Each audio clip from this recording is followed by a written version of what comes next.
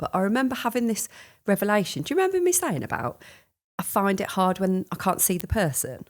Yes. I think I had that revelation for you. Yeah, I think it was literally a conversation like this. And I was like, oh my God, it's actually because I can't see them and I can't see their reaction and I can't see... Yeah, actually, maybe. I can't read their body language. And I wonder if for some of you it could be that as well. Maybe it's that for your dad. Like, it's, yeah, I mean... not having that instant feedback, although you might with the voice, is the voice matching the physical? Yeah. I don't know. I mean, I think for him, he might say that he can't hear properly. I'm not aware that he's got any massive hearing ailments other than just age and a bit like, what? You say that again. He's always, I always remember actually, the few times he did make phone calls from what I remember of my childhood, he'd lock himself in a cupboard.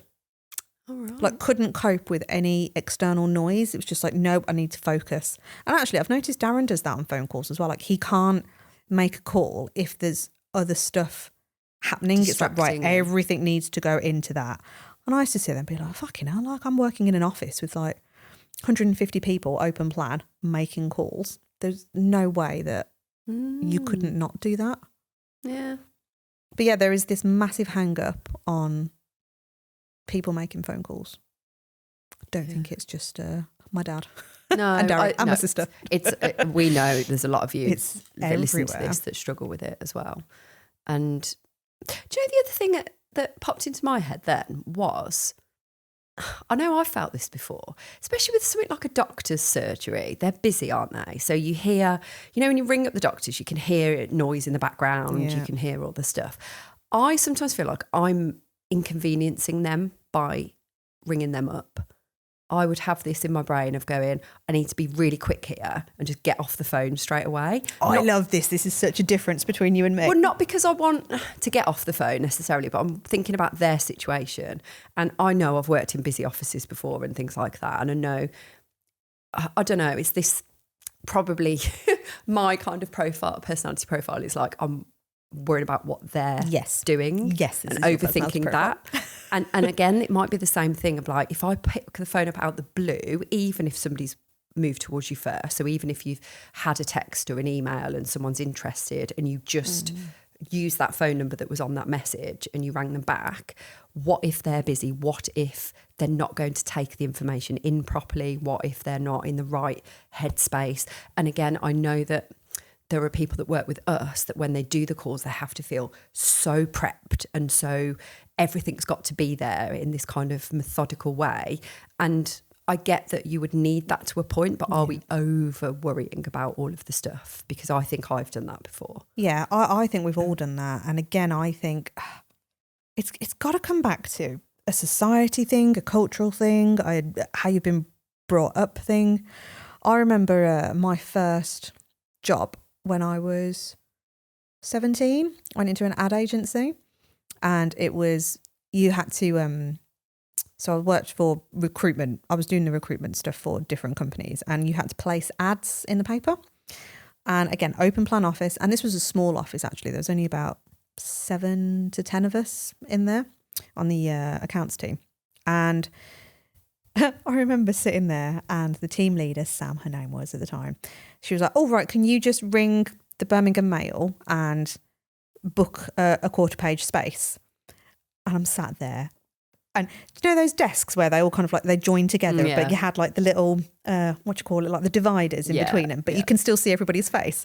And I'm there and I'm about to pick up this phone and I'm like, oh God, like I have to do this phone call in front of you. People. I can't even go into the cupboard and do it in there. Like in the cupboard. I'm like, oh God. But I remember feeling that pressure of, oh, I've got to pick up the phone. I've got to speak to somebody on the phone.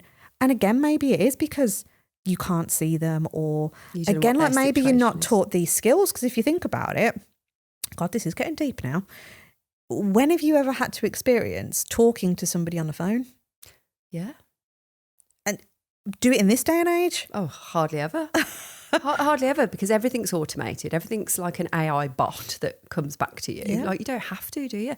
And it's such a fucking pain in the ass when you can't speak to somebody. Yes. You know, you're desperate to speak to somebody. I remember when my Instagram account got hacked and I was trying to just speak to somebody about it, because whatever I tried, do this thing with your ID and have a picture and do a video, and none of it was working. And every single avenue, I was just like brick wall in my face, and I was like, I just want to speak to a fucking person. And I was so frustrated that I couldn't speak to somebody. So sometimes we go, I really want to speak to somebody, and sometimes we're like, when there's a person there, we're like, oh god, I don't know if I could speak to a person. I'll tell you a good example of what, you know what I was saying about I might feel like I'm inconveniencing somebody. Our vets do this thing, right? If there's a person in the vet surgery at reception, they'll always prioritise the person over the phone call. So when you ring up, they'll go, is it an emergency? And I'll go, no, okay, can you hold please? And just put the phone down, and they'll know they're speaking to somebody at reception. And so when you're in that environment, in person, in there, I'm hearing this as well. And I'm like, oh, an in-person conversation gets priority over a phone call conversation. And I don't know if it's anything to do with that as well, where you just go, the person on the phone is just being a bit annoying and inconveniencing somebody. I don't know. But it's all these external things. It's probably not that solely, but I think it's all these like, I don't know, it's everything, isn't it, that you absorb? Yeah. And it goes into what your thoughts are around that particular circumstance and what you're experiencing at that time. Yeah.